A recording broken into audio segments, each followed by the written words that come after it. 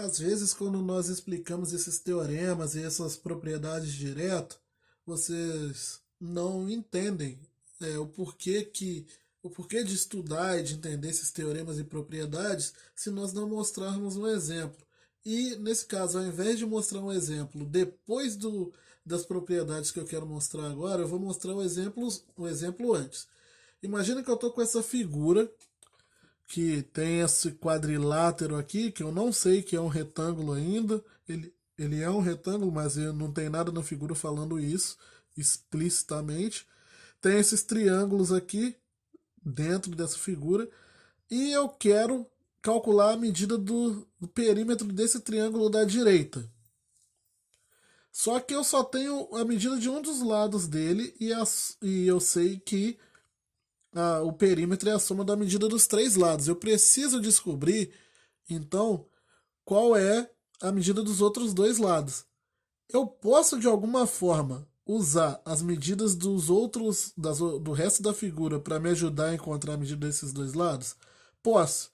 Parece, assim, a uma primeira vista, que esse triângulo aqui da direita é igual ao triângulo da esquerda. Eles são congruentes. Congruentes e igual aqui em geometria significam a mesma coisa. São dois triângulos congruentes, ou seja, que possuem as mesmas medidas. Parece isso, mas a figura não tem nada falando isso. Como que eu decido, numa figura desse tipo, se dois triângulos são congruentes ou não? Se eles possuem as mesmas medidas ou não? É por isso que nós entramos nessa parte que vamos entrar agora, que eu deixei aqui como para essa aula, que são os casos de congruência de triângulo. Quando que eu sei que dois triângulos são iguais? Quando que eu posso decidir? O primeiro dele não nos ajuda muito, que é dois triângulos são iguais quando as medidas dos três lados deles são iguais. Então, o caso que nós chamamos de caso lado, lado, lado, quando os três medidas dos três lados desse triângulo são iguais. Os dois triângulos possuem um lado igual a x, um lado igual a y e um lado igual a z. Então, se isso acontecer, os dois triângulos são iguais, mas isso não vai nos ajudar num problema como aquele que eu mostrei anteriormente como exemplo, porque na verdade eu quero justamente descobrir as medidas dos lados do triângulo.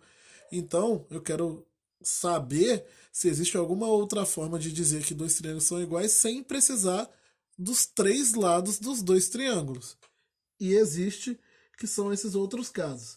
O primeiro deles, o segundo deles é o caso lado, ângulo, lado.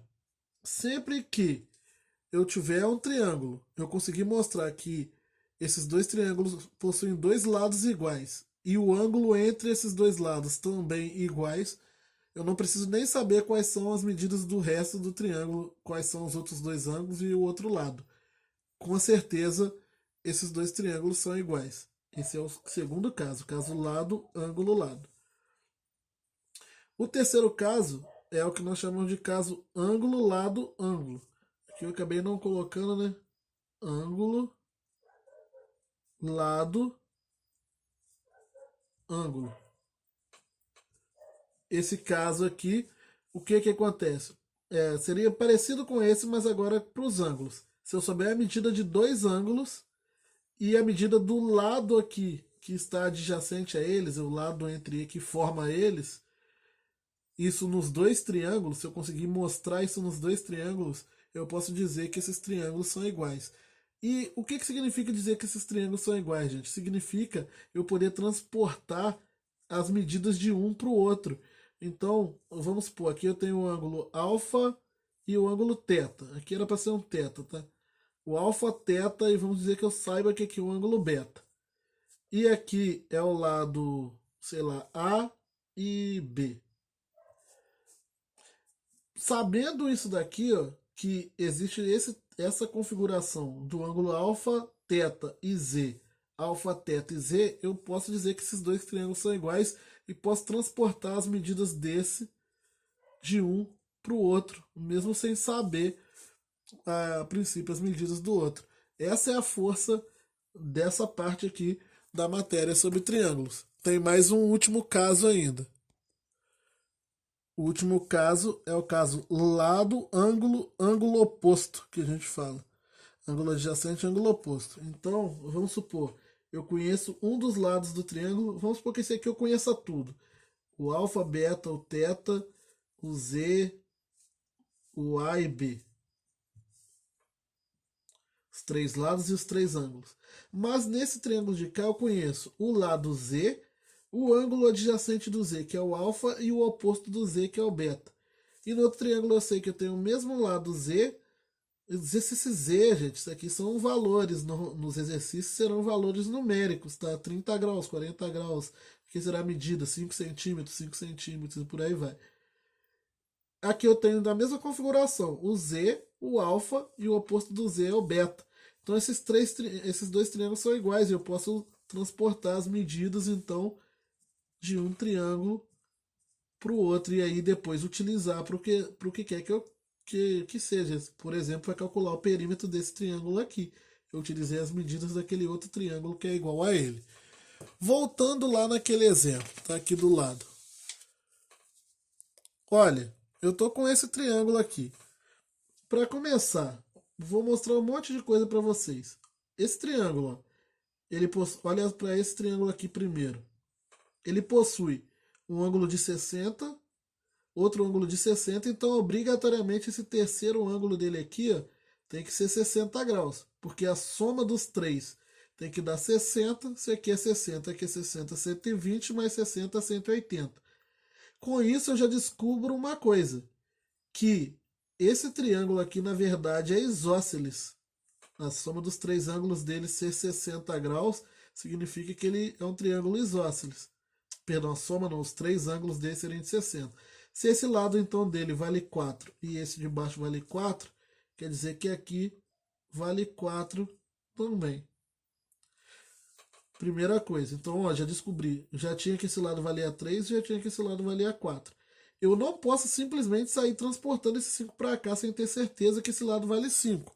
E eu vou saber disso analisando o resto da figura. Por exemplo, aqui é 60, aqui é 90 graus.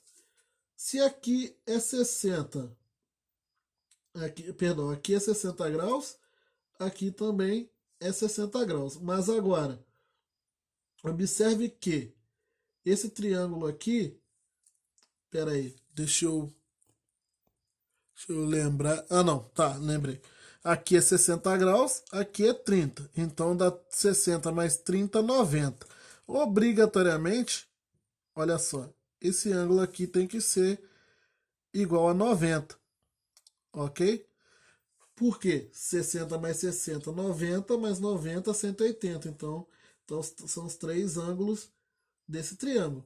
Mas então temos 90 mais 90, 180, mais 60 dá 240, sobram então 120, quer dizer que esse ângulo aqui é igual a 120. Eu nem precisaria encontrar ele, mas vou utilizar isso daqui. Então, 120. Agora, eu posso já mostrar que esse triângulo de cá é igual a esse outro de cá? Já daria para fazer isso. Por quê? Porque eu tenho aqui esses ângulos. Esse lado que vale 4 e o ângulo entre ele, aqui ó, o ângulo de 90 e o ângulo de 30. Nesse triângulo de cá eu tenho esse lado também que vale 4, o ângulo de 90 e o ângulo de 30. É aquele terceiro caso, o caso, deixa eu pegar a folha, o caso que eu tenho o ângulo lá do ângulo, um ângulo, eu tenho dois ângulos e o lado que forma eles. Então, eu tenho isso aqui acontecendo aqui, ó, 90 e 30, 90 e 30. E o lado entre esses dois ângulos é o 4. Então quer dizer que esses dois triângulos são iguais. As medidas de um servem para o outro. Esse lado aqui desse vale 3 e esse lado desse vale 5. Então, o perímetro aqui vai ser 4 mais 5 mais 3, que é 12. Eu utilizei esse monte de medida que tinha aqui misturado e fui pegando as propriedades e analisando elas. Daria para descobrir mais coisas, tá? Aqui, na verdade, dá para mostrar que essa figura é um retângulo, essa figura de fora. Por que, gente, que vocês... Isso que é bom falar isso. Às vezes vai virar na cabeça de você assim, não, mas dá pra ver que é um retângulo. Não, em geometria não é assim. Você não pode olhar a figura e falar que é, a não ser que você prove que é. Principalmente em questões discursivas. E muitas das vezes isso é utilizado como pegadinha em problemas de geometria. O cara coloca a figura, mas não coloca as características dela explícita lá na figura. Você tem que provar que é. Às vezes você vai supor que é uma coisa e aquela figura está ali só para te enganar e por algum detalhe ela não é aquilo que você achou que ela era. Por exemplo, vamos supor que esse lado aqui é 5, mas esse aqui fosse um pouquinho maior, fosse 5,1. Então, não é o caso aqui, na verdade será 5 mesmo, mas então cuidado com essas afirmações que o exercício não te deu em geometria. Isso é cruel para fazer você errar exercício. Então, você tem que estar bem afiado com essas propriedades e com esses teoremas para você mesmo observar uma figura e ir tirando, deduzindo as coisas ali. Ok?